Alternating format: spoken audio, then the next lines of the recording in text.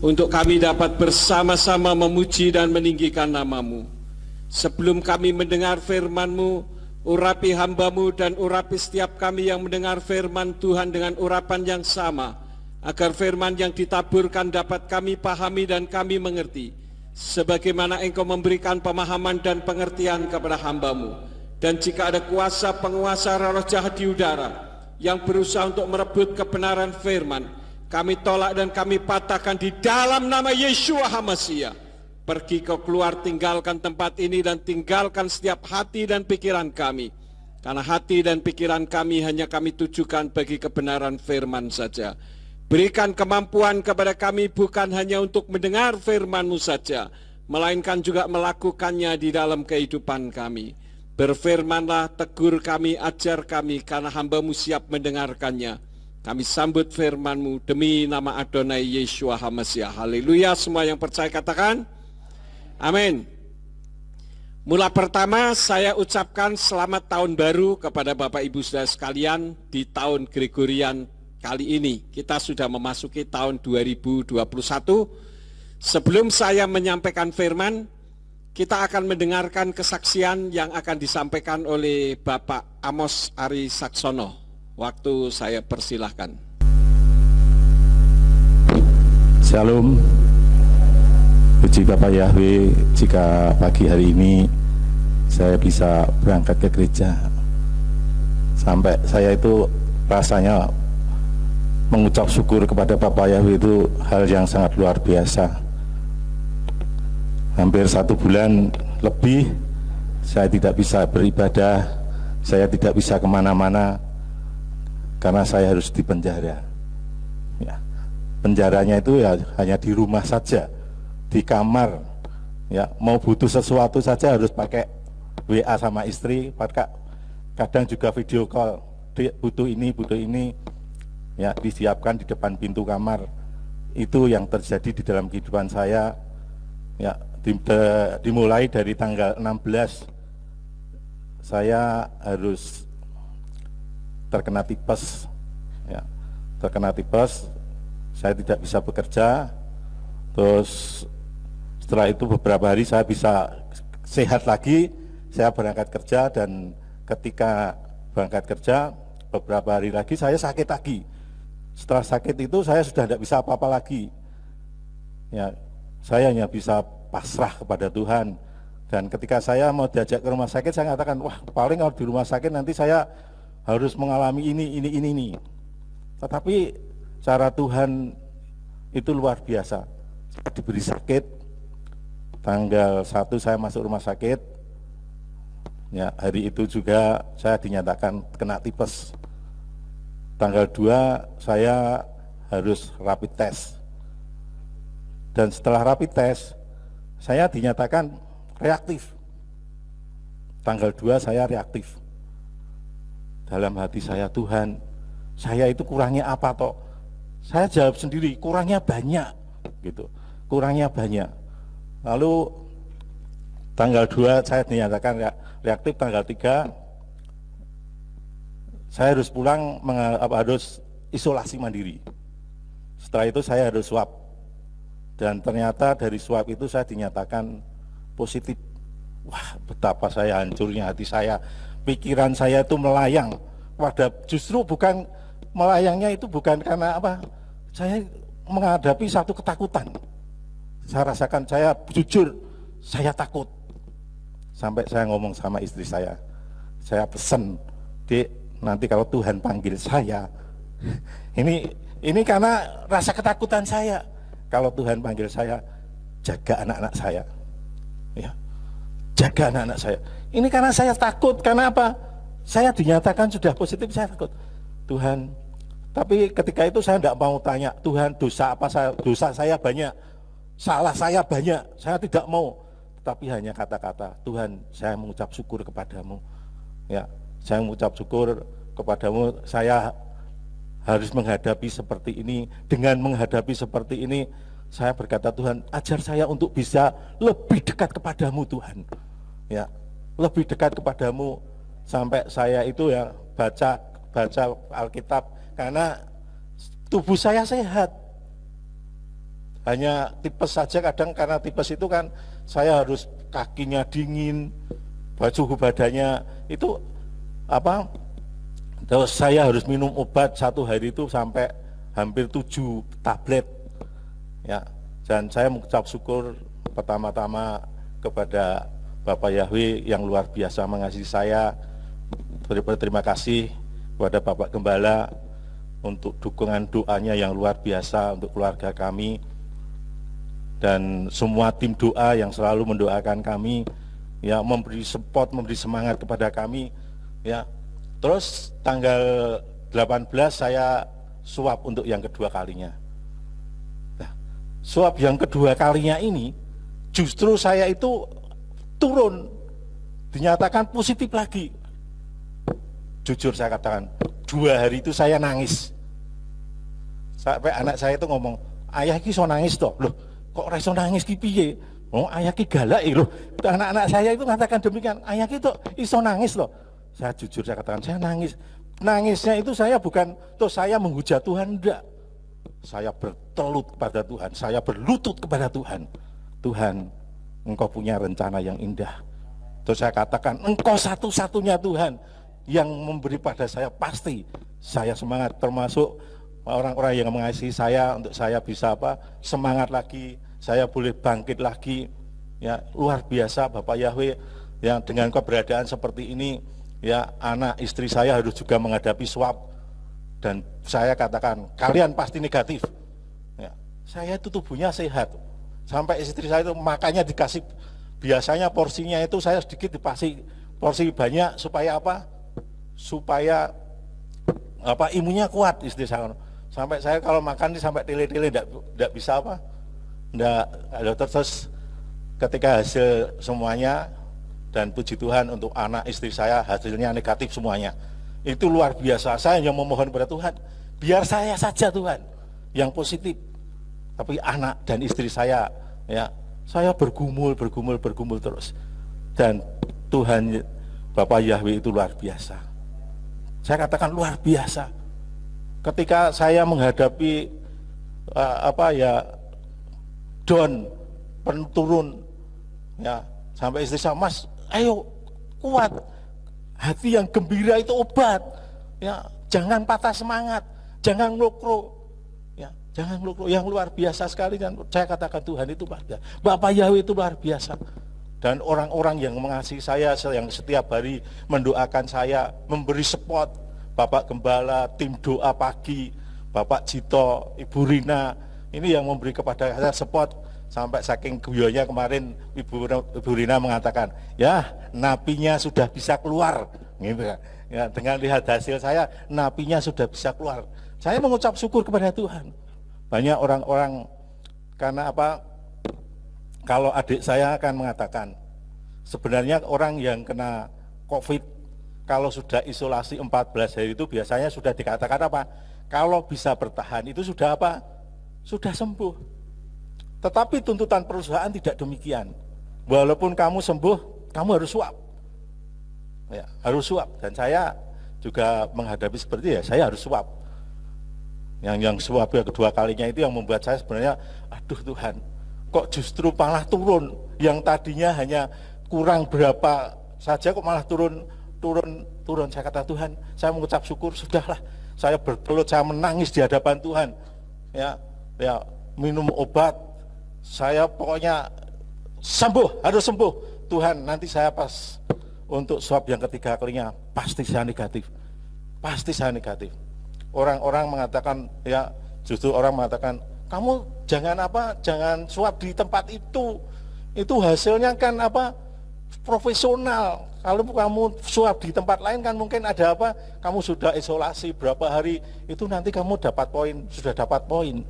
Ya, tetapi ketika kami mau swab, ya, saya coba nyuruh istri saya, coba tolong nanti kalau saya swab di Puskesmas, ya. Ternyata di Puskesmas katakan, sudah swab 2 kali kok. Pokoknya nanti tanggal 30 bisa minta surat sehat. Ya, sudah bisa minta surat sehat. Tapi tuntutan pekerjaan, saya harus swab sampai negatif. Harus swab sampai negatif. saya katakan, Tuhan, kalau memang jalan saya melalui sakit ini, saya harus kehilangan pekerjaan, Engkau punya rencana yang indah buat saya. Karena saya hanya berserah kepada Tuhan. Ya, hampir enggak setiap hari ya, selama saya sakit, pimpinan saya itu selalu telepon. Ya, piye keadaanmu? Saya sehat, keadaan baik-baik saja. Ya, ngasih semangat, ngasih support. Terus dia ngomong, nah, kalau kamu enggak dapat suap negatif, ya kamu enggak bisa bekerja. Ya, kamu enggak bisa bekerja. Kasihan teman-teman kalau kamu nanti belum dapat suap yang hasilnya negatif. Ya, saya bergumul dan melalui dukungan doa Bapak Ibu Saudara semuanya yang mensupport saya, terlebih keluarga saya, ya. Dan selama 1 bulan kemarin saya merupakan orang yang paling ditakuti. Orang melihat saya takut, orang baru lihat saya saja sudah apa? Karena saya itu isolasi, tapi kan saya harus ke kamar mandi, saya harus DD, ya, DD. Ketika saya mau DD saja orang melihat saya, ada loh, baru lihat saya lari. Saya katakan, Tuhan, ya, karena mungkin sensitifnya saya. Kadang istri saya ngomong agak keras sih, saya kok omongi kok ngegas toh. Lah, ini karena apa? Posisi saya katakan, padahal anak saya, mama ki orang ngegas loh ya, loh. Ngasih ngegas itu omongnya kencang rendah loh. Sampai karena apa? Mungkin saya sensitif. Ya, ada orang petuaan saya itu langsung masuk, padahal saya itu yang membuat, Tuhan, orang yang seperti saya ini kok menjadi orang yang paling ditakuti. Bukan ditakuti karena saya kendel, enggak. Karena saya masih divonis. Padahal adik saya ngomong, Mas sehat, ayo kumpul-kumpul, ora popo. Adik saya dokter mengatakan ora popo, wis 14 hari. Bahkan Mas Ari itu sudah hampir 1 bulan. Saya 1 bulan lebih isolasi karena sebelum saya masuk rumah sakit itu sudah tidak pernah keluar. Ya, dari tanggal 26 November sudah tidak pernah keluar. Ya di kamar, cuma keluarnya itu cuma kalau ke kamar kecil. Itu kok sudah mulai isolasi. Dan memang ketika dinyatakan seperti ini, saya katakan rasa ketakutan itu tetap ada. Tapi takutnya saya itu, saya kan karena pada waktu itu saya hanya memandang orang-orang yang dipanggil Tuhan, melalui orang-orang yang sakit, seperti orang-orang yang positif dipanggil Tuhan. Saya berpikir seperti itu. Bahkan ketika saya dinyatakan baru reaktif itu, 1 malam saya tidak bisa tidur sampai pagi. Padahal saya di rumah sakit. Justru saya di rumah sakit tidak bisa tidur. Terus Tuhan. Tapi di mulut saya katakan, Bapak Yahweh, saya mengucap syukur karena Engkau hebat di dalam hidup saya. Engkau luar biasa. Dan saya percaya kasih-Mu itu sempurna di dalam hidup saya. Rancangan-Mu itu indah, Tuhan. Dan luar biasa sekali, tanggal 2 saya dinyatakan reaktif. Terus saya itu bingung karena pimpinan juga mengatakan, kamu jangan swab di tempat itu lagi. Oh, hasilnya malah turun, cari tempat. Ya, suruh ke Elizabeth, suruh ke Karyadi, suruh ke tempat lain lagi. Tapi ketika saya tanya kepada adik saya, di rumah sakit negeri itu swabnya itu kalau sudah ada laporan, terus nanti tidak setiap hari ada. Dan kalau sudah swab itu dianggap sudah selesai. Dan ketika saya bingung tanggal 31 kemarin, kalau pimpinan mengatakan jangan di tempat itu, saya bingung. Tapi ketika kami datang ke rumah sakit akhirnya itu hasilnya ya agak lama lah. Saya bingung. Lalu saya ngomong sama saya di Setiabudi, ternyata sudah penuh, hari itu tidak bisa. Terus saya sama istri saya pergi ke di mana? Di Semarang, di Indrapasta, datang ke sana. Ternyata sampai sana itu saya jam 9, setengah 9, karena saya setengah 9 sana antara jam 8 sampai jam 2 itu sudah habis. Tidak ada sudah tidak ada kuota lagi. Terus saya ngomong lah, jam 2 ke atas ada, ambil nomor pun sudah dapat nomor 36. Terus saya sama istri saya pada waktu masih jam 9. Dik lah jam 9 ki neng di neng Semarang. Lalu saya ngomong, yo sekali-sekali turun di hotel, saya bilang itu. Tidur di hotel, tetapi setelah tidur di hotel itu kan check-in-nya itu kan jam 11. Nah, setelah jam, kalau kita masuk ini ya nanti jam 11 sudah harus check-in. Terus saya ngomong, wis pulang weh. Ya, pulang aja, masih ada waktu sekitar 4 jam kita pulang. Saya pulang ke Ambarawa. Terus setelah itu saya memang yang ketiga ini saya tidak memberitahu siapa-siapa, termasuk Bapak Gembala juga enggak. Kalau yang pertama, kedua, saya karena apa? Saya juga pesimis dari Cito, karena Cito itu kan profesional. Dan makanya kan hasilnya juga hasil yang profesional juga. Dan ketika tanggal 31 saya sekitar jam setengah 1 saya berangkat lagi ke Semarang. Ya, jam 3 baru saya dapat nomor untuk bisa swab. Nah, yang terjadi di situ malah saya mengatakan, "Duh Tuhan, kok saya mengalami satu penurunan apa? Saya jadi esek, tiba-tiba saja saya batuk, ya, tiba-tiba saja seperti saya kena flu gitu. Duh Tuhan, saya mau swab kok seperti ini." Saya pesimis dengan hasilnya. Sudahlah, awake dhewe swab yo ora ono wong ngerti. Engko nak ora ono yo Senin swab meneh sampai apa menghasilkan hasil yang negatif. Lalu saya juga punya gini, ada juga kadang ada pikiran jahat, itu ada. Wes kalau bisa nanti ya, kalau memang perusahaan menghendaki saya negatif, sudah beli saja. Kalau enggak ya buat palsu saja. Tapi saya enggak mau seperti itu. Saya katakan, Tuhan, saya punya Tuhan yang hidup. Saya punya Tuhan yang luar biasa. Hari ini pasti negatif. Pasti negatif. Ya. Saya katakan, Engkau Tuhan satu-satunya yang menyembuhkan saya, yang memulihkan saya. Dan luar biasa, kalau pertolongan Tuhan itu tepat pada waktunya. Ketika kemarin pagi pimpinan saya ngomong, "Pak Ari, besok Senin mau swab di mana?" Belum tahu Pak, saya tidak berani mengatakan kalau kemarin sudah swab, karena pimpinan kan mengatakan jangan swab di situ.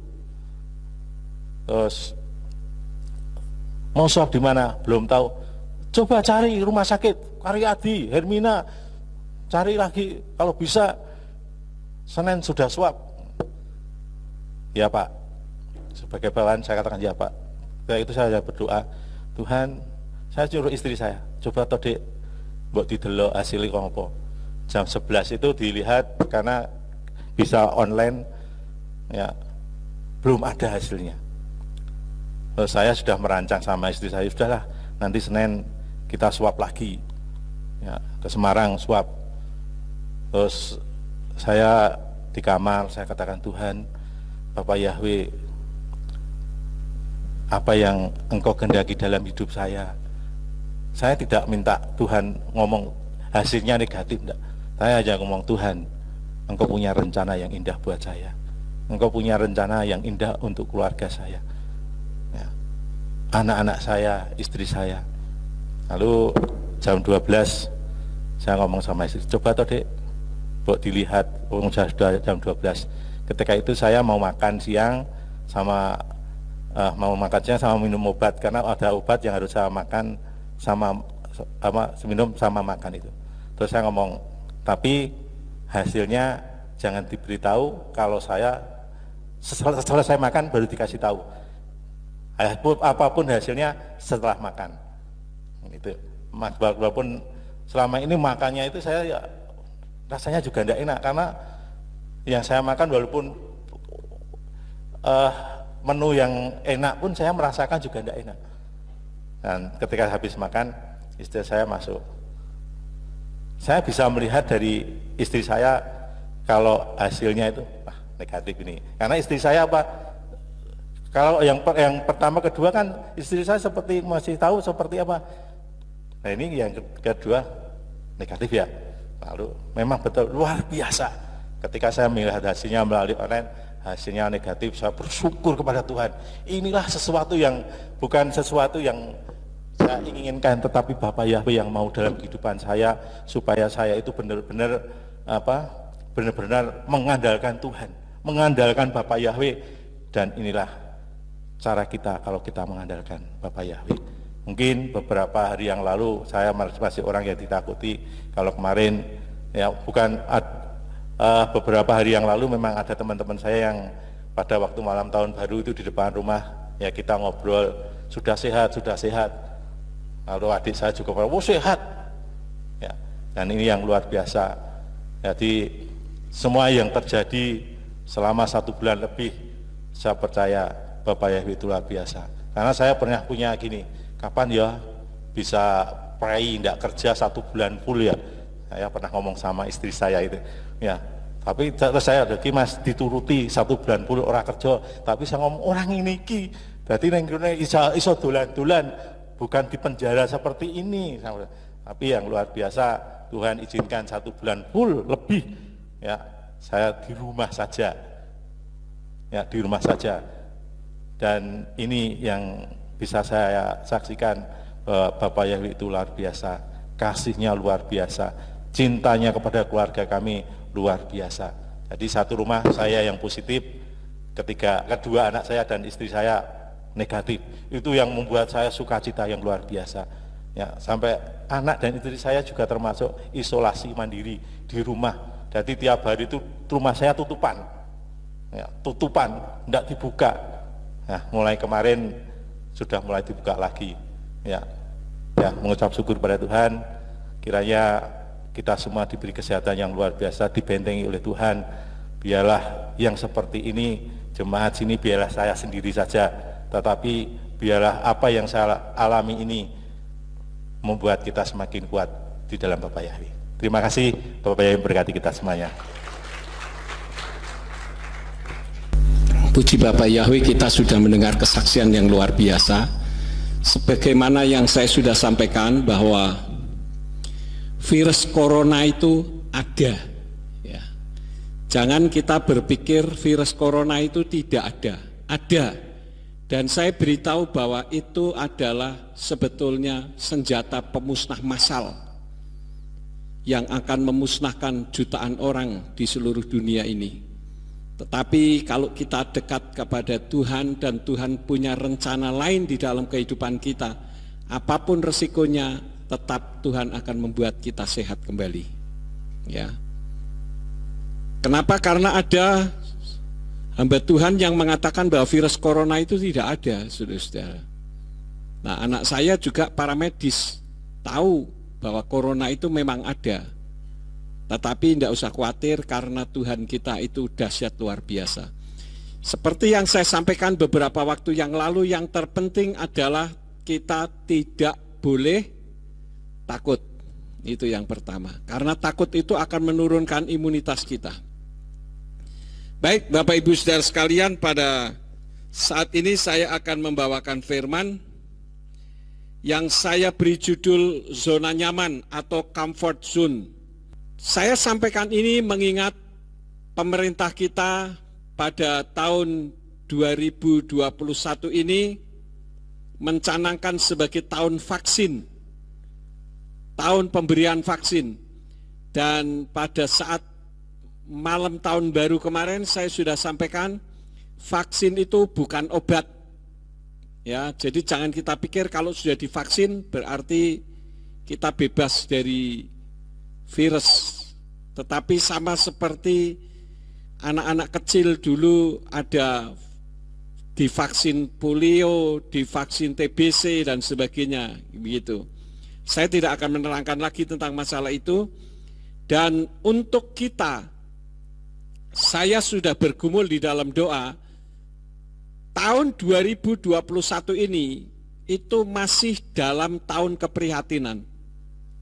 Karena itulah maka seperti yang saya sampaikan pada malam tahun baru kemarin, saya ajak kita membuka ayatnya sebagai dasar pembahasan pada saat ini, yaitu di dalam kitab Keluaran pasal yang ke-11, ayat yang ke-6 sampai ayat yang ke-7, yang demikian bunyinya. Dan akan terjadi ratapan yang hebat di seluruh tanah Mitsraim, yang seperti itu belum pernah terjadi, dan yang seperti itu tidak akan terjadi lagi.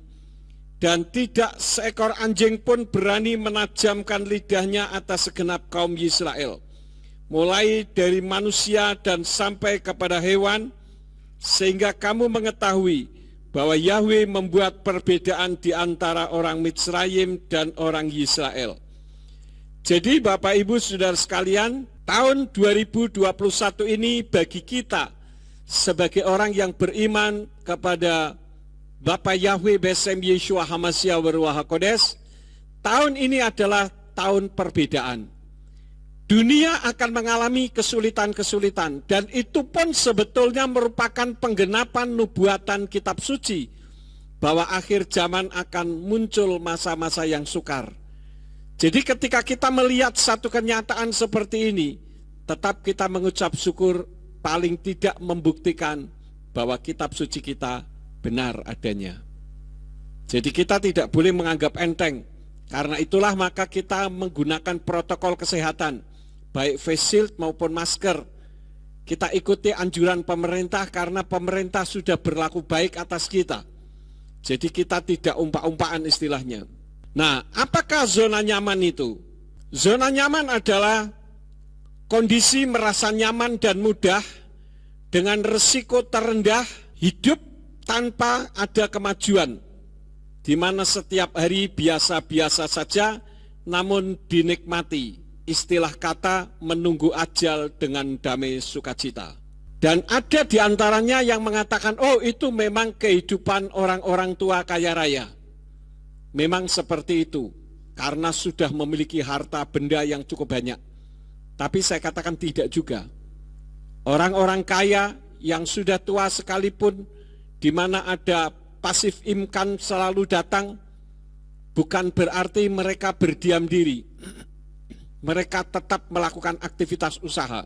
Oleh karena itulah dengan melihat situasi dan kondisi di mana tahun 2021 ini merupakan tahun yang masih berat, pemerintah mencanangkan tahun vaksin, dan ini pun beritanya simpang siur, tetapi seperti yang saya sampaikan, ini ada konspirasi atau persekongkolan dengan Illuminati.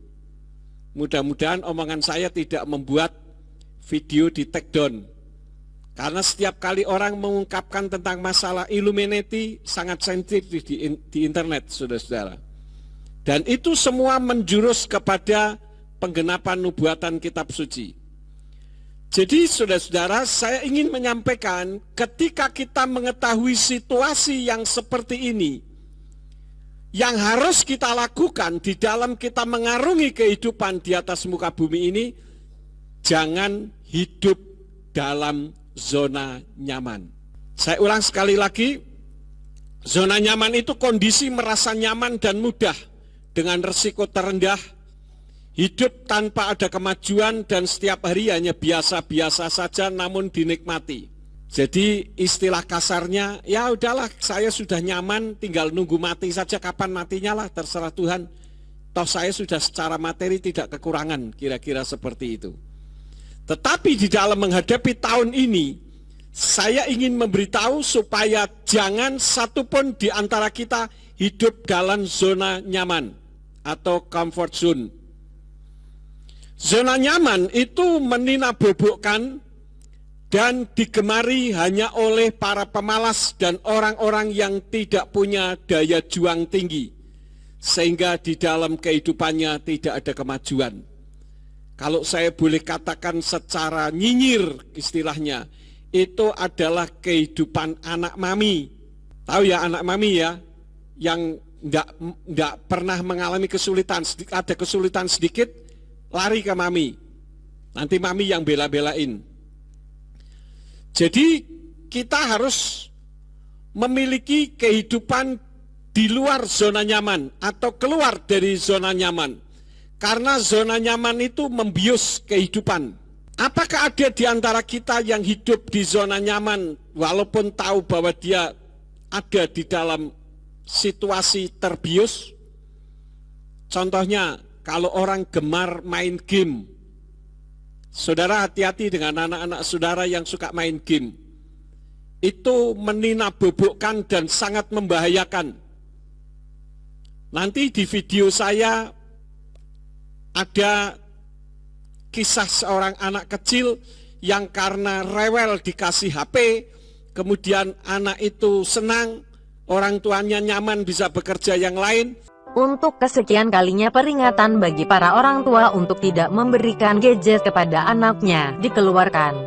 Sudah bukan rahasia umum kalau gadget menyimpan berbagai efek negatif bagi si kecil, terutama bagi penglihatannya. Tapi sayangnya, masih saja banyak orang tua yang tak mengindahkan peringatan ini. Mereka memberikan kebebasan pada anak-anaknya dengan berbagai alasan yang sebenarnya dapat ditangani. Kali ini, seorang balita perempuan berusia 4 tahun di Bangkok, Thailand, yang harus menerima efek negatif dari kebiasaan buruknya bermain gadget. Berdasarkan cerita sang ayah Dahar Nuistika Chweduang melalui akun Facebook, putrinya sudah mengenal gadget sejak berusia 2 tahun. Ia mengungkapkan jika putrinya selalu menangis dan menjerit jika ia tidak mengizinkannya bermain ponsel. Alhasil, ia pun luluh dan memberikannya begitu saja tanpa memperhitungkan dampak ke depannya. Awalnya, kebiasaan itu tidak memperlihatkan dampak buruk apapun. Sampai akhirnya Dahar mengetahui bahwa penglihatan putrinya telah menurun. Saat dibawa ke dokter, Dahar semakin terkejut, karena anaknya harus menjalani operasi mata untuk menyelamatkan penglihatannya sebab putrinya telah menderita mata malas dengan satu mata miring atau juling. Salah satu komplikasi paling serius dari miopi dan astigmatisme, jika tidak segera ditangani, kata dokter, maka anaknya akan kehilangan penglihatannya untuk selamanya. Kisah seorang anak kecil yang karena rewel dikasih HP, kemudian anak itu senang, orang tuanya nyaman bisa bekerja yang lain, tetapi justru membuat otak anak itu rusak, sehingga dia tidak bisa berjalan dengan lurus, dia jalan maunya jatuh semua.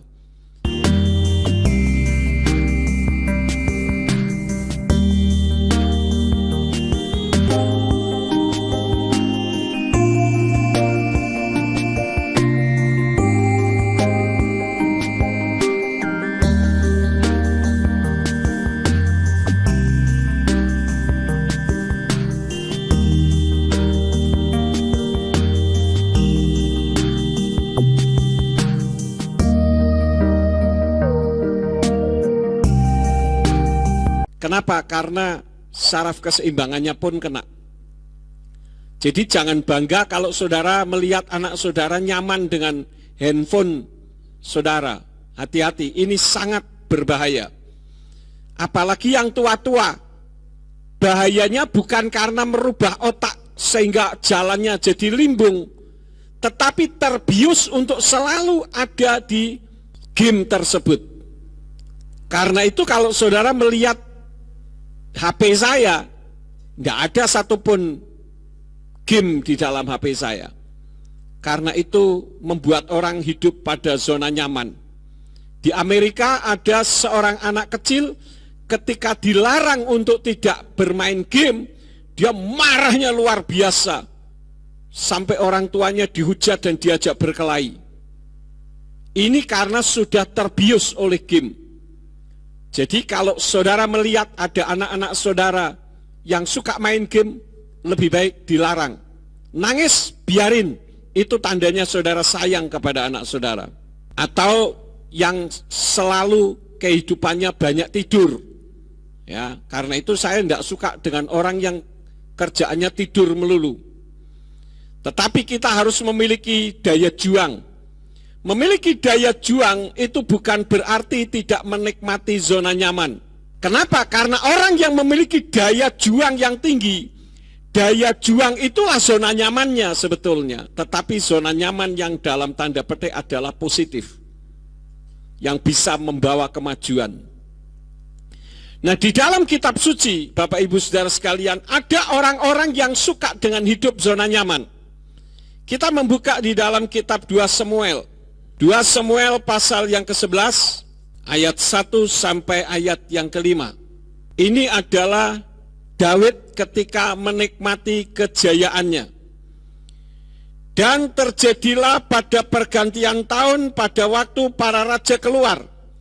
Daud mengutus Yoab dan hamba-hambanya bersama dengannya serta seluruh Israel, dan mereka menghancurkan Bani Amon, mengepung kota Raba.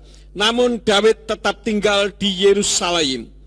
Dan terjadilah pada waktu petang Daud bangkit dari tempat tidurnya dan berjalan ke sana kemari di sotoh istana raja. Lalu ia melihat dari atas sotoh seorang wanita sedang mandi, dan wanita itu sangat indah kelihatannya. Lalu Daud menyuruh orang dan bertanya perihal wanita itu, dan orang itu berkata, "Bukankah ini Batseba, putri Eliam, istri Uria orang Het itu?" Dan Daud mengirim utusan dan mengambilnya. Dan wanita itu datang kepadanya, lalu Daud berbaring dengannya.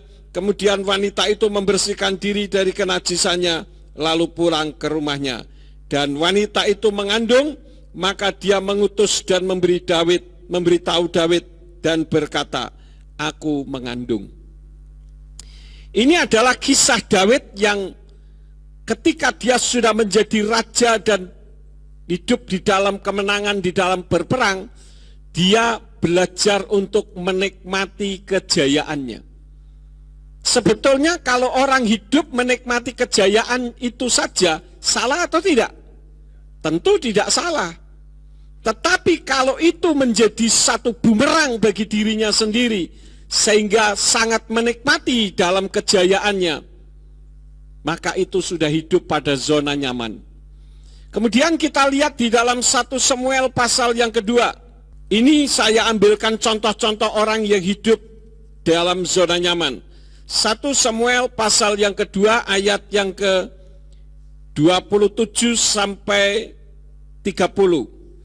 Dan seorang abdi Elohim datang kepada Eli serta berkata kepadanya, "Demikianlah Yahweh berfirman, bukankah aku telah mengatakan diriku secara jelas kepada keturunan dari leluhurmu ketika mereka masih berada di Mitsraim dalam kekuasaan Farao atau Fir'aun, bahkan memilih dia dari seluruh suku Israel untuk menjadi imam bagiku, untuk naik ke atas mezbahku, untuk membakar dupa, untuk mengenakan baju efod di hadapanku? Dan bukankah aku telah memberikan kepada keturunan leluhurmu semua persembahan bakaran dari umat Israel? Mengapa kamu memandang rendah terhadap persembahan bakaranku dan korban persembahanku yang telah aku perintahkan di dalam tempat kediamanku? Dan mengapa engkau menghormati anak-anakmu lebih daripada aku untuk membuat dirimu sendiri gemuk dengan yang terbaik dari segala korban persembahan umatku? Sebab itu firman Yahweh Elohim Israel, sesungguhnya aku berfirman, keturunanmu dan keturunan leluhurmu akan berjalan di hadapanku sampai selamanya. Namun sekarang Yahweh berfirman, jauhlah hal itu dariku, sebab mereka yang menghormati aku akan menghormatinya, dan mereka yang merendahkan aku akan dipandang hina. Ini adalah kisah tentang Imam Eli yang melalaikan tugas-tugasnya sebagai seorang imam. Bahkan ketika anaknya berbuat dosa sekalipun, dia tidak berani menegur. Dan saya ingin beritahu kepada saudara, kehidupan Imam Eli itu berbicara tentang kehidupan seorang gembala, seperti kehidupan saya. Dan saya tidak mau seperti Imam Eli. Itulah sebabnya saya tidak mau hidup pada zona nyaman. Kalau dipikir secara jasmani, saya sudah hidup pada zona nyaman. Tidak seperti tahun-tahun awal ketika saya memberitakan nama Bapa. Sekarang sudah nyaman, tetapi saya tidak mau hidup di dalam zona kenyamanan. Kenapa? Karena zona nyaman itu membuat kita jadi ternina bobo dan tidak bisa mengalami kemajuan apapun. Sedangkan saya punya prinsip, ada saya dan tidak ada saya harus berbeda. Kalau ada saya dan tidak ada saya, tidak ada bedanya, lebih baik tidak ada saya. Karena itu kalau akhir-akhir ini mungkin saya agak tegas. Kalau kita mau melayani, layani Tuhan dengan sungguh-sungguh. Kalau macam-macam leda-lede, nggak usah melayani.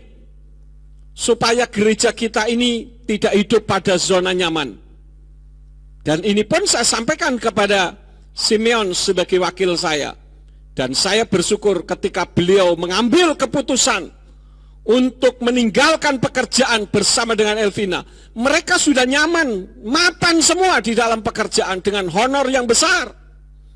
Tetapi mereka berani meninggalkan dan berkomitmen melayani pekerjaan Tuhan. Dan saya merasa dengan kepulangan mereka, ada banyak yang membuat saya terbantukan. Artinya tidak hidup pada zona nyaman. Dulu saya sudah pernah katakan, kalau ada orang yang mengganggu pekerjaan Tuhan di tempat ini, siapapun mereka, termasuk anak saya pribadi sekalipun, saya akan hadapi. Karena itu kalau orang misalkan main musik atau latihan ini itu, mau seenaknya sendiri, saya katakan tidak usah melayani. Karena saya tidak suka seperti itu. Sejak zaman saya mulai masuk ke gereja, saya melayani dengan sungguh-sungguh. Saya ini dulu bukan orang ke gereja. Saya bersyukur hari ini ada sahabat saya, Pak Pola. Itu teman saya SMA dulu, saudara-saudara. Beliau tahu bagaimana kehidupan kami berdua. Dulu suka bolos bareng, sukanya hura-hura. Dan saya tidak mau pergi ke gereja. Bahkan kalau ada pelajaran agama saja kami bolos berdua tuh. Tetapi saudara-saudara, karena Tuhan, saya bisa diselamatkan. Dan ketika saya sudah mulai masuk gereja, saya melayani dengan sungguh-sungguh. Saya melayani bukan karena mau dipandang pendeta. Bahkan saya sering melakukan tugas-tugas yang bukan seharusnya tugas saya. Saya lakukan tanpa pendeta tahu, bahkan sampai pendetanya mati sekalipun. Karena saya bukan melayani pendeta, saya melayani Tuhan. Saya memiliki sense of belonging dalam gereja itu. Karena saya mencintai Tuhan dan saya tidak mau hidup pada zona nyaman. Tidak seperti Imam Eli. Dia menggemukkan badannya, ya bukan berarti orang yang gemuk badannya itu salah. Tetapi kalau hanya menggemukkan badan tidak melakukan apapun, anaknya salah sekalipun tidak berani menegur, ini berbahaya di hadapan Tuhan. Satu lagi contoh orang yang hidup pada zona nyaman. 2 Tawarikh pasal yang ke-26 ayat yang ke-16. Di sana dikatakan, dan ketika dia menjadi kuat, hatinya sombong, dan dia bertindak tidak setia terhadap Yahweh Elohimnya, dan masuk ke tempat suci Yahweh untuk membakar dupa di atas mezbah itu. Ini adalah kasus kehidupan Raja Uzia yang menyalahgunakan kekuasaannya karena dia memiliki kekuatan di dalam pemerintahannya, maka dia mulai menyimpang. Bahkan dia masuk kepada kasusnya orang yang seharusnya bukan tugasnya dia, itu tugas imam, dia mulai masuk ke tugas imam. Artinya mengambil alih posisi orang. Nah, ada 3 contoh ini di mana Daud menikmati kejayaannya, Imam Eli melalaikan tugasnya, Uzia menyalahgunakan. Akibatnya apa? Hasilnya semua mereka berurusan dengan Bapa Yahweh. Dan saya tidak mau berurusan dengan Bapa Yahweh. Saya sangat menghargai kehadiran saudara. Saya tahu saudara bisa tidur di rumah pada jam-jam seperti ini. Saudara bisa santai. Tetapi saudara pagi-pagi sudah mandi, saudara sudah melakukan sesuatu untuk datang ke gereja. Saya tidak menganggap saudara angin lalu. Saya perhatikan saudara dengan sungguh-sungguh. Saya menyampaikan firman pun saya persiapkan dengan sungguh-sungguh. Sehingga jangan sampai saudara berangkat ke gereja, pulang tidak mendapatkan apa-apa. Dalam kesempatan hari ini, saya rindu sepulang dari gereja ini, tidak ada satupun di antara saudara yang hidup pada zona nyaman. Nanti saudara akan tahu lebih banyak tentang hal itu. Saya ingat dulu ada seorang rekan pendeta di Ambarawa, sekarang sudah tidak ada di Ambarawa. Beliau pernah ngomong sama saya begini, Pak Yakub, ini kan hari Senin. Hari Senin itu kan hari liburnya pendeta. Yuk kita mancing. Yang ada di bayangan saya itu saya duduk di bawah pohon sambil megangin joran begini, saudara. Berjam-jam di situ. Waduh, bagi saya kok kurang pas.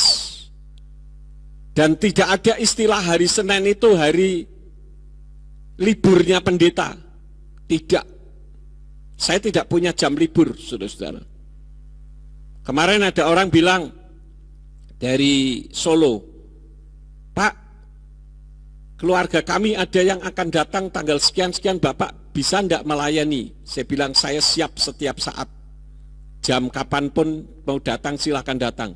Ini sedang masa pandemi, saya tidak pergi keluar kota, jadi setiap saat saya ada di rumah. Sebetulnya Gereja Pemulihan Firman itu ada banyak sekali yang ingin menggabung, saudara-saudara.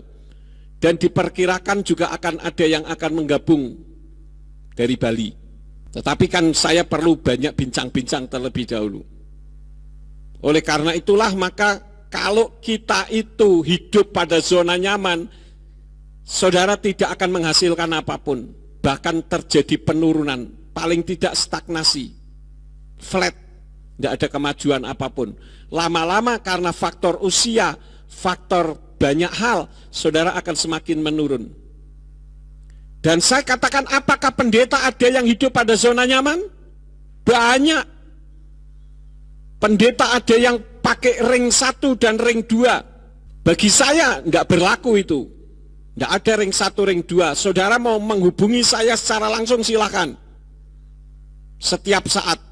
Kalau misalkan saya pernah mengatakan melalui ketua MK itu untuk mendayagunakan yang lain supaya yang melayani dan yang dipakai Tuhan bukan hanya saya, tetapi berbagi kasih supaya saudara semua juga dipakai oleh Tuhan. Jadi tidak ada istilah ring 1, ring 2. Yang ada adalah karena berbagi pelayanan. Ini merupakan contoh hidup zona nyaman bagi seorang pendeta yang memiliki ring 1, ring 2. Sehingga untuk dihubungi susah. Lebih susah daripada Presiden Joko Widodo. Presiden Joko Widodo saja mengeluarkan ada kontak-kontak orang tertentu supaya cepat dihubungi melalui stafnya. Tetapi banyak pendeta yang saya katakan untouchable man. Orang yang sangat sulit untuk dijamah.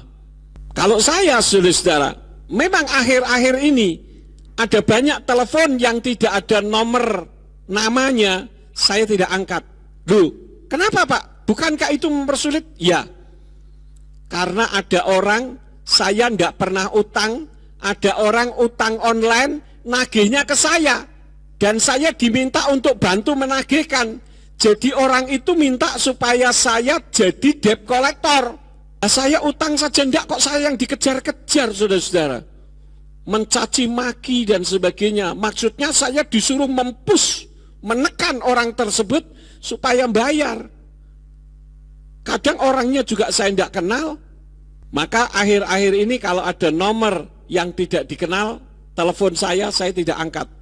Daripada saya berdosa karena saya dicaci maki dan saya bisa membalas, lebih baik saya tidak angkat. Kalau orang itu memang membutuhkan saya, dia bisa menggunakan SMS atau WA, kan begitu. Jadi mohon maaf kalau akhir-akhir ini mungkin ada yang telepon dan saya tidak angkat. Memang tidak salah pendeta mendapatkan kenikmatan di dalam kehidupan, sama sekali tidak salah. Tetapi kita harus bisa saling mengetahui. Ya, jemaat juga jangan maunya hanya enak saja. Ada orang yang pekerjaannya tukang utang, saudara-saudara. Dan pendeta yang seharusnya mendapatkan berkat, pendeta kan tidak kerja secara sekuler. Dapatnya dari jemaat untuk memberkati yang lain. Tetapi seringkali kalau pendeta pegang duit banyak, dicela. Pendeta kok duitnya banyak? Pendeta itu harusnya miskin. Semakin miskin, semakin rohani. Apakah saudara suka punya pendeta miskin? Sehingga nanti kalau saya khotbah berkata, saudara-saudara, Tuhan kita adalah Tuhan yang memberkati. Saudara di sana mengatakan apa? Diberkati apanya Pak? Hidup aja susah kembang kempis begitu. Jadi tidak salah pendeta pegang uang. Tetapi banyak jemaat yang menyalahkan. Tetapi anehnya ketika menghadapi problem, larinya ke pendeta. Jadi bingung juga saudara-saudara. Pegang uang banyak salah, tapi kalau ada masalah soal keuangan, larinya ke pendeta. Kan saya sudah katakan saya ini bukan bank. Kalau Bank Yakub iya. Jadi kita harus sesuai dengan porsi masing-masing. Saya tidak menutup hal itu saudara-saudara. Tetapi saya tidak mau menjadi Tuhan atas saudara. Tuhan saudara adalah Bapa Yahweh. Dia mampu memberkati saudara jauh lebih daripada apa yang bisa saya berikan kepada saudara. Amin saudara-saudara. Dan ini merupakan didikan supaya saudara tidak hidup pada zona nyaman. Saya itu banyak ditelepon saudara-saudara, Pak saya butuh pekerjaan Pak. Tolong dong saya dibantu 3 bulan aja. Lah maksudnya 3 bulan itu apa? Ya saudara tahulah kira-kira yang dimaksudnya yang seperti apa. Dan saya tidak pernah cerita ke siapa-siapa. Kita hidup itu harus saling berbagi kasih. Kalau kita hidup benar di hadapan Bapa Yahweh, buktikan ucapan saya hari ini, saat ini. Tuhan tidak pernah membuat saudara hidup kekurangan. Karena Tuhan kita Tuhan luar biasa. Dan tahun ini menjadi tahun perbedaan. Kalau saudara mau hidup diberkati oleh Bapa Yahweh, hiduplah berbeda dengan yang lain. Cara orang hidup yang tidak ada di zona nyaman, pengecualian ada tentu saja ya. Jemaat yang sakit, yang tidak bisa ke gereja, yang sudah sulit untuk bangun dari tempat tidur, saudara masih bisa tetap beribadah melalui apa? Radio, melalui YouTube. Itu sengaja saya buat supaya membantu jemaat-jemaat yang tua, yang sudah tidak mampu berbuat apa-apa, yang untuk bangun tidur saja susah. Nah, mereka bisa tetap terjaga, terpelihara imannya melalui mendengarkan radio. Tetapi kalau saudara tubuhnya masih tegap, saudara hanya mau mendengarkan firman di rumah saja, itu artinya saudara hidup pada zona nyaman. Mending kalau dengerin firmannya serius. Terkadang dengerin firmannya sambil tiduran. Ya. Bener enggak sih? Bener ya? Nah iya. Nah, kalau kita berpikir yang penting sudah ada YouTube, yang penting sudah ada radio, kira-kira perlu ada gereja enggak? Enggak perlu, bubar saja sudah kita. Iya kan? Dan itu melanggar firman loh saudara. Kita membuka di dalam Ibrani pasal yang ke-10. Ibrani 10 ayat yang ke-25. Dengan tidak mengabaikan pertemuan ibadah kita sendiri sebagaimana kebiasaan beberapa orang, malah sebaliknya dengan saling menasehati sebagaimana kamu melihat harinya sudah semakin dekat. Kita hidup mendekati kedatangan Yeshua HaMasiah yang kedua kali. Saudara ibadah di gereja seperti ini, dengan saudara mendengarkan radio ataupun saudara mendengarkan YouTube, beda atau tidak? Sangat beda. Yang dibedakan apa? Spiritnya, rohnya itu berbeda. Semangat di dalam kehidupan kita beda. Coba kalau misalkan saya menyampaikan firman sambil makan, sambil tiduran, kira-kira menurut saudara Pak Yakub ini sopan atau tidak? Tapi kan banyak ketika firman disampaikan. Saya ketika online dulu kan pakai jas, pakai pakaian lengkap seperti pada saat ini. Tapi bagaimana saudara masih bediding, udele ketok, sambil tidur, ya kan? Itu kan sama seperti saya khotbah pakai jas seperti ini, saudara tiduran di depan saya, kan gitu. Karena itu, dengan saudara hadir, maka saudara akan diberkati oleh Tuhan. roh kita akan dibangunkan. Seperti tadi kita mendengar kesaksian Pak Ari Saksono. Ya, kita akan dibangunkan roh kita.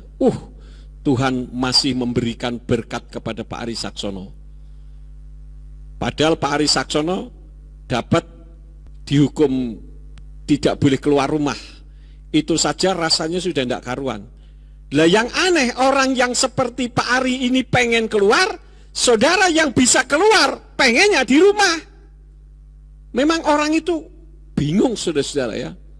Membingungkan. Manusia itu makhluk Tuhan yang paling membingungkan. Rambut hitam pengen coklat, rambut coklat pengen hitam, kulit putih pengen hitam, kulit hitam pengen putih. Alis sudah bagus-bagus, dibuat lebih bagus lagi. Nggak puas dengan ciptaan Tuhan. Ya kan? Terus apa lagi? Macam-macam saudara bisa ini ya, bisa sampaikan lagi. Apalagi yang namanya pendeta, saya itu menyadari saudara, pendeta itu harus siap untuk disalahkan. Saya sudah sering kali katakan, pendeta itu yang dicari kesalahannya melulu. Orang hutang misalkan, mau bayar, nggak mau bayar pasti hilang. Pak, saya hutang 100.000, saya kasih 100.000. Ibu mau bayar kapan? 10 hari Pak. Oke. Diutangi. Diutangi apa enggak saudara? Diutangi dong ya. Kan pendeta penuh kasih. Ya kan? Diutangi 100.000. Pada tanggalnya belum bisa bayar. Jemaat datang enggak? Kenapa enggak datang? Malu belum bisa bayar. Loh ini dipinjemin loh. Dipinjemin. Sekarang enggak dipinjemin. Pak, saya mau utang 100.000 aja. Tanggal sekian. Nanti waduh lah, gimana ya? Saya sedang tidak ada. Ada 100.000 untuk yang lain. Bapak katanya pendeta. Pendeta kok enggak ada kasih? Enggak pergi ke gereja juga. Jadi wangel saudara-saudara. Iya kan? Pendeta badannya ngki-ngkiin, kurus kering, kata pendeta kok ngilang-ngilang ke Tuhan, kurus kering. Nanti badannya gede, pendeta enggak pernah puasa, makan terus perutnya sampai buncit. Kurus salah, gemuk salah. Naik sepeda, pendeta tidak diberkati, sepedanya pun butut tahun 60. Yang sepeda jengki gitu ya. Giliran pendeta naik mobil, pendeta tidak tahu diri, jemaatnya naik sepeda, jalan kaki, pendeta naik mobil. Apalagi kalau pendetanya banyak membawa barang-barang di dalam mobil, jemaatnya ngeliatin. Kelihatan tidak barang-barang di dalam mobil? Tidak kelihatan. Pak, pendeta karena dalamnya banyak, klakson doang, din. Dasar pendeta tidak tahu diri, jemaatnya jalan kaki mau ikut numpang saja tidak boleh, padahal cuma satu orang di dalam mobil. Wes, orang usah gereja-gerejonan, orang sudah lungo. Pulang saudara-saudara. Karena dianggap pendetanya sombong, tidak mau ngangkut gitu ya. Jadi serba susah. Pendeta tidak punya anak, katanya pendeta kok tidak punya anak. Menurut firman Tuhan, mandul itu dikutuki zaman dulu ya. Jangan-jangan ini pendeta dikutuk. Tidak punya anak. Lah nek anaknya oke. Pendeta tidak tahan nafsu. Anaknya banyak. Jadi repot. Tapi saya mau jadi pendeta karena saya tahu upahku besar di sorga. Kalau saudara ingin maju, siaplah saudara untuk dibully. Dan saya sudah sering kali katakan, kalau saudara dibully, jangan kecil hati. Buktikan kepada orang yang membuli saudara bahwa saudara tidak seperti apa yang dia ucapkan. Amin. Jadi memang serba susah. Dan hidup di zona nyaman itu adalah hidup tanpa visi. Atau mungkin visinya seperti itu. Dan itu bukan visi kalau menurut saya. Ya. Hidup tanpa makna karena hanya berguna bagi dirinya sendiri saja. Tuhan menciptakan saudara hidup di atas muka bumi ini untuk apa? untuk menjadi berkat bagi orang lain, bahkan menjadi berkat bagi bangsa-bangsa. Makanya slogannya jangan mengatakan diberkati untuk memberkati, tetapi dibalik, memberkati untuk diberkati. Kalau saudara mau panen, ya harus tanam. Jangan ndak nanem panen, itu nyolong namanya. Paham ya? Nah, sekarang saya ambil contoh di dalam kitab suci orang-orang atau sebuah pribadi, satu pribadi yang keluar dari zona nyaman. Yang menjadi teladan kita semuanya adalah Tuhan kita, Yeshua HaMashiach. Dia adalah Elohim, tetapi dia mau turun ke dalam dunia ini, bahkan rela mati tergantung di atas kayu salib. Untuk apa? Supaya menjadi berkat bagi jiwa-jiwa, supaya jiwa-jiwa diselamatkan. Paham ya? Bapalah. Jadi Yeshua yang Elohim turun ke bumi meninggalkan zona nyaman karena tidak mampu menyembah dirinya sendiri. Satu-satunya yang tidak mampu dilakukan oleh Tuhan adalah menyembah dirinya sendiri. Maka dia menciptakan Lucifer, Hillel ben Sakar untuk menyembah kepadanya. Tetapi Hillel ben Sakar ternyata salah.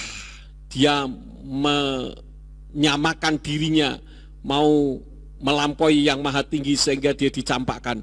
Maka diciptakanlah manusia, yaitu saudara dan saya. Tujuannya supaya saudara dan saya menjadikan pengganti Hillel ben Sakar atau Lucifer, untuk saudara menyembah kepada dia. Karena itu ketika saudara datang ke gereja kumpul bersama-sama seperti ini, saudara itu sedang menyenangkan hati Tuhan. Saudara datang saja loh ke gereja, itu saudara sedang menyenangkan hati Tuhan. Itu yang pertama, Yeshua HaMashiach turun keluar dari zona nyaman. Yang kedua adalah Mose atau Musa. Kita membuka di dalam kitab Keluaran pasal yang kedua. Keluaran pasal yang kedua, ayat yang ke-10 sampai ayat yang ke-11. Dan anak itu bertumbuh, lalu dia membawanya kepada putri Farao atau Firaun, dan dia menjadi anaknya, dan dia menyebut namanya Mose sambil berkata, sebab aku telah menariknya keluar dari air. Dan terjadilah pada waktu itu Mose pun menjadi dewasa, dan dia pergi keluar kepada saudara-saudaranya dan melihat kerja paksa mereka, dan dia melihat orang Mitsraim yang sedang memukuli orang Ibrani, salah seorang dari saudaranya itu. Dia diangkat menjadi anak angkatnya Farao atau Firaun. Kalau sekarang kira-kira jadi anak angkatnya Presiden Joko Widodo. Tentu hidupnya mewah, hidupnya berkelimpahan.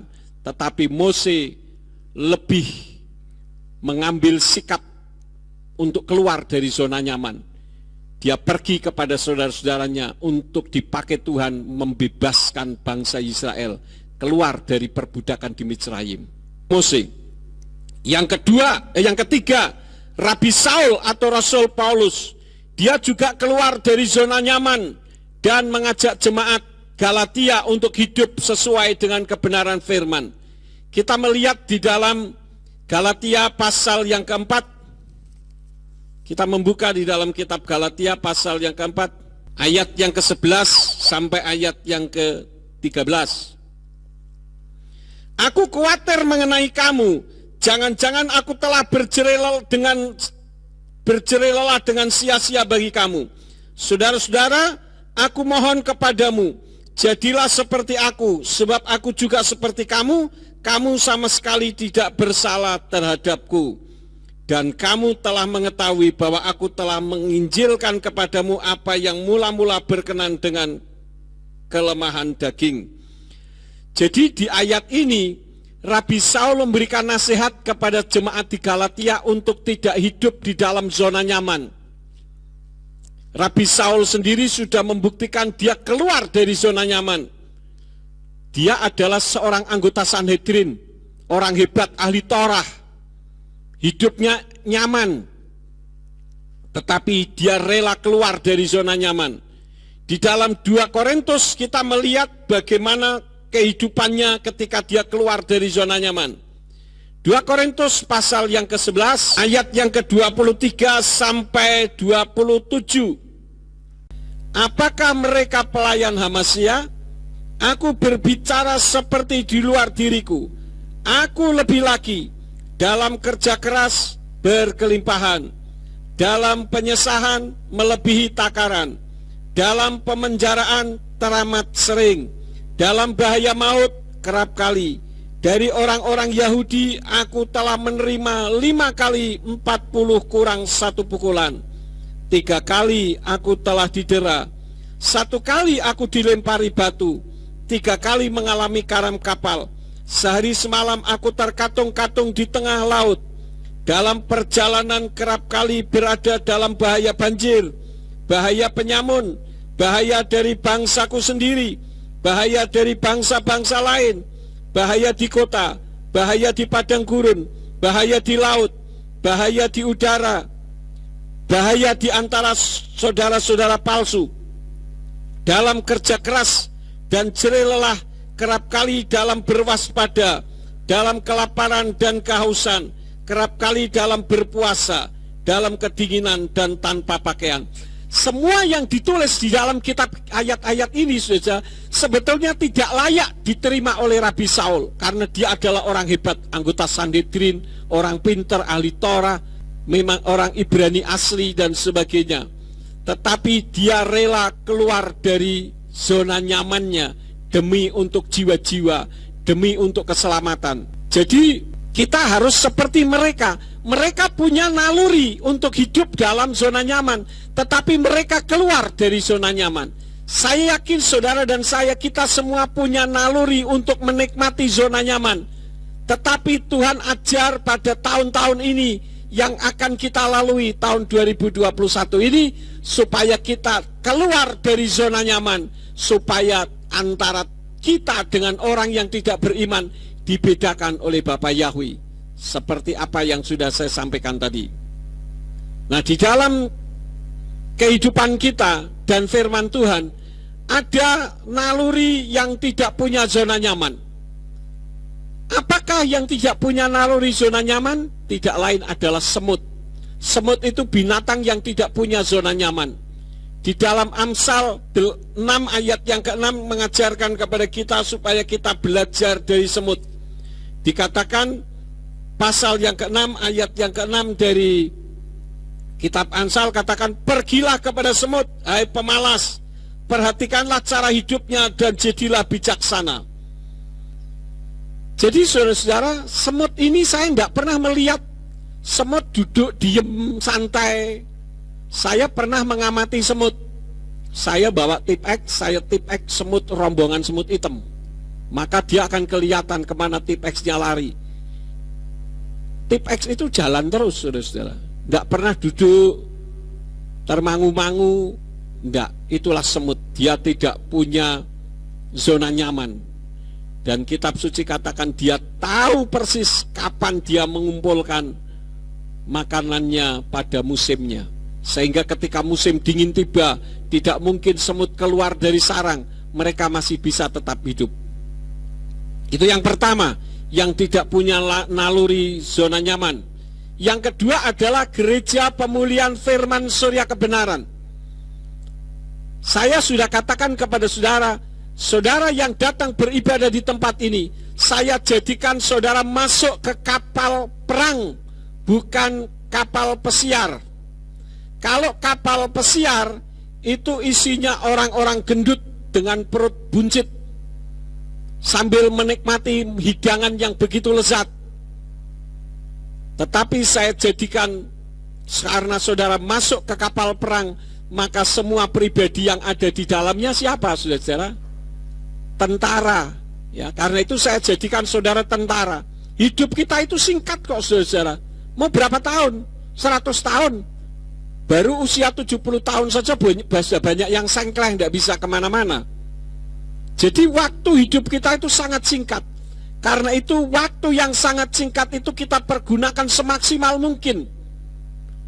Banyak orang sedang khotbah tiba-tiba geletak langsung mati. Banyak, saudara-saudara. Kemarin saya sempat melihat ada orang jalan kaki sendirian di jalan besar yang sepi. Tiba-tiba dari jalan seberang itu ada ban mobil yang copot menghantam orang yang sedang jalan itu, langsung mati seketika. Kita tidak tahu kapan mati. Ada yang tahu, saudara, kapan saudara mau mati? Kalau tahu enak banget. Kita hidup semau-mau kita sendiri.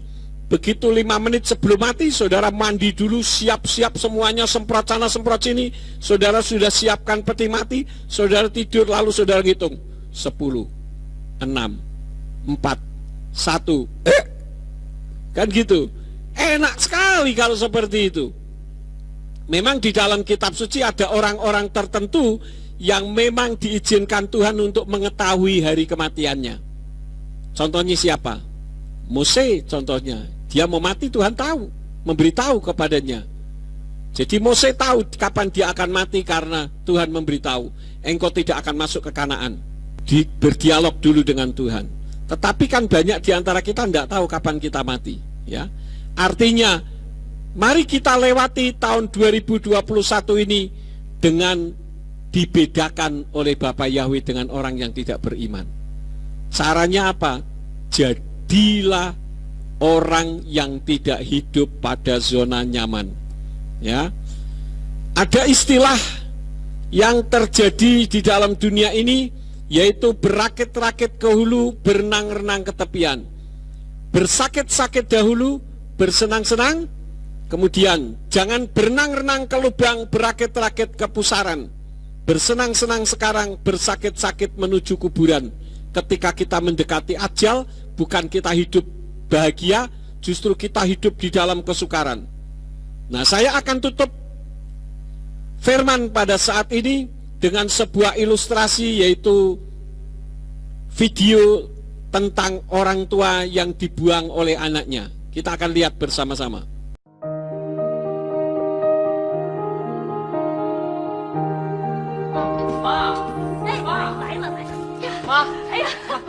回来了啊！哎呀，还是梅子姑娘吗？这是我妈。哎，真好。这是我爸。一直听玉国说你，来，哎，坐。我跟你叔啊，都等了你半天了。一听说你要来，我们就开始张罗，这菜都要等凉了。快来坐下。婶儿，其实不用这么麻烦。梅子，喝点红酒。对，喝点红酒。我不会喝酒，少喝点没事。喝点都不会。高兴了，妈，我给你来点。哎，就是大伙儿在一起热闹。热闹。哎，我奶呢？啊，你奶那个什么，吃完饭啊，上你姑家睡觉去了。哦，等咱们吃完了，你再过去看她啊。行。嗯，来，我有个提议啊，今天欢迎梅子姑娘来，咱们全家干一杯啊！来一起干一杯，来干杯！来，行，欢迎你来，干，欢迎你啊！哎，我要吃饭，我奶，我要吃饭。奶，你咋给这儿呢？吃饭，你没吃饭呢？吃饭。哎呀，这咋回事这是啊？奶呀，你别急奶。哎，这门咋锁上了？妈，你个老太太，你瞎吵吵什么呀？你这咋回事？这是门锁上干啥呀？不是，她吃完了，她就瞎闹唤。赶紧给门开开，吃完有没有锁门啊？钥匙呢？钥匙呢，爸？来，赶紧，一会儿，玉国，那个梅子姑娘走。哎，这追回来呀！赶紧开开，梅子，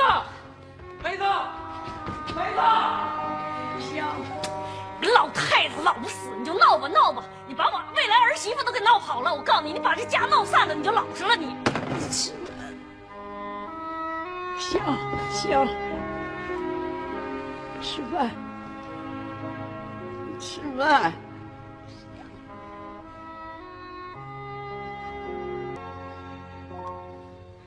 呀，不是，来，把妈接过去，来，过来了哎，妈给你过来了是吧？啊，妈过来，行李给我来，来，妈，张小凤，来慢点，哎，慢点，一迈腿就过去了。接过去，来，哎，来，慢点啊！哎，怎么回事啊？啊，咋的了？老太太呀，老太太咋的了？我记得好像是老太太没到天呢，怎么送过来了？妈在我这住满30天了，这不1个月了吗？该你们家的了。哎，大嫂不对吧？这好像还差1天呢。这个月是大月啊。哎呀妈呀，何贵江啊，何贵江，你真有意思啊！你过得真够精细的啊，还差1天。我愿意恶心，我愿意恶心，我就这么愿意恶心，我恶心，我就这么恶心，我就这么，我就这么恶心，怎么的？是吧？哎呀，老舅啊，来的正好，你来说说理是不是你定的规矩？1个月30天是你定的规矩，对不？老舅来，我别动了，都是畜生，混蛋！哎，下来，来，慢点，慢点啊！这上哪儿啊？走，上我这去，上我地边去啊！来，这叫我上开！我上开！不是老叫你我说我替你背背。我算什么儿子？这可是我的亲妈呀！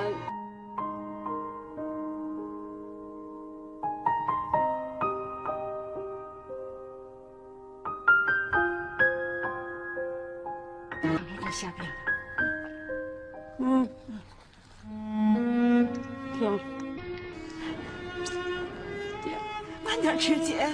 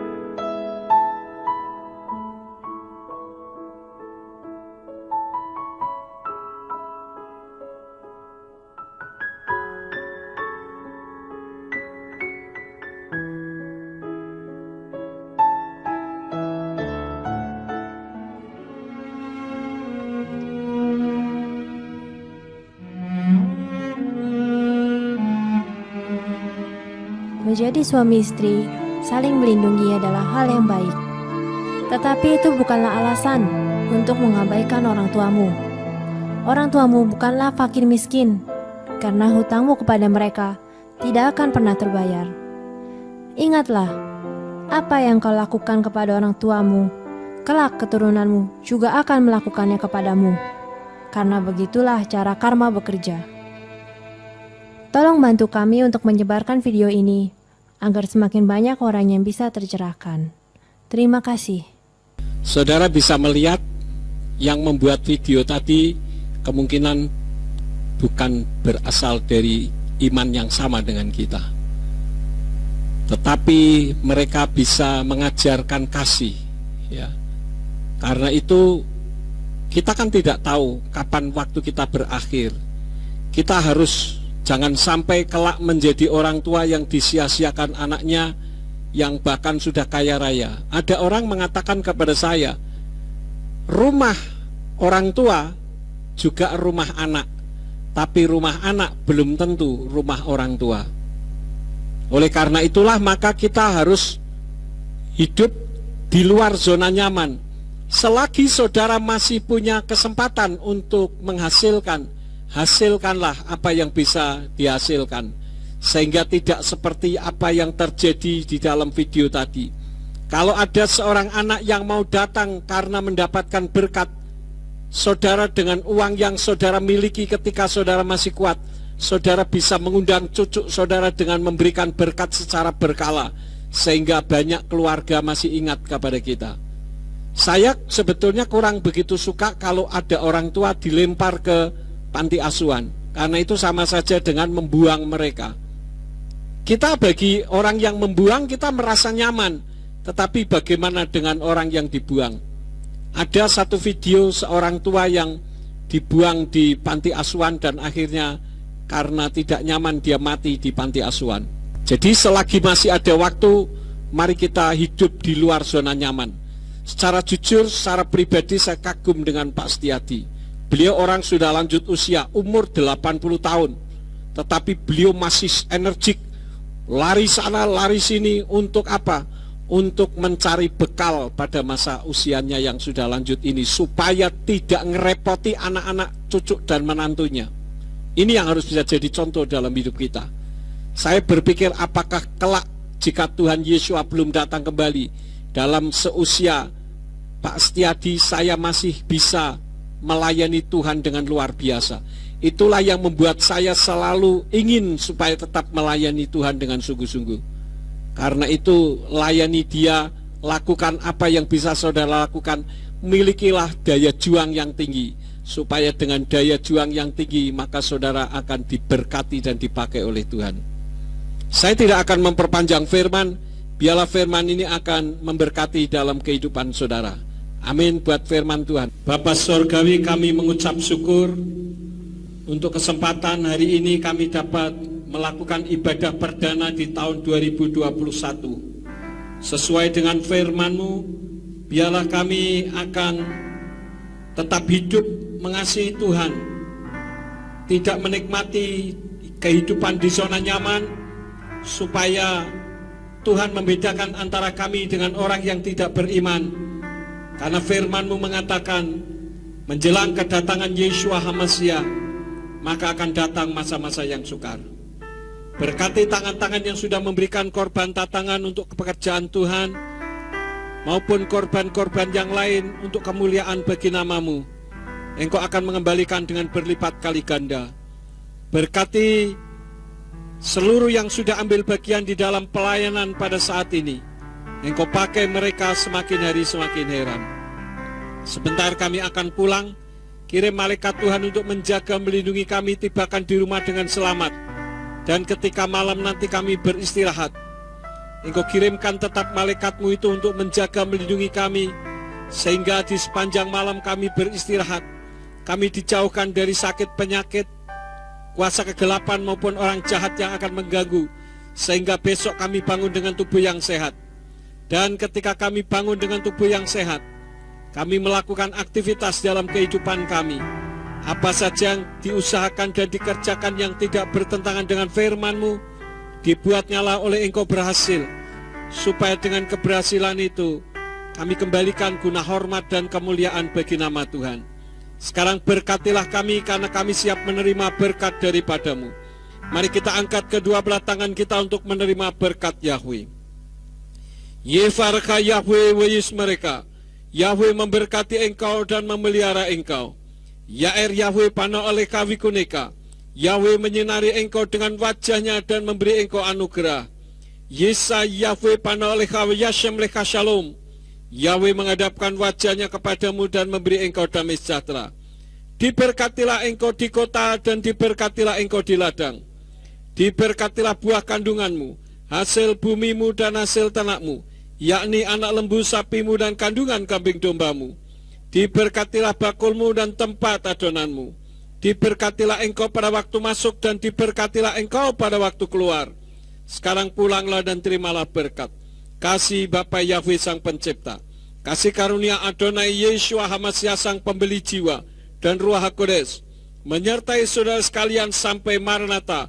Adonai Yeshua HaMasiah datang kembali untuk yang kedua kali dan mengangkat kita semua. Haleluya. Amin.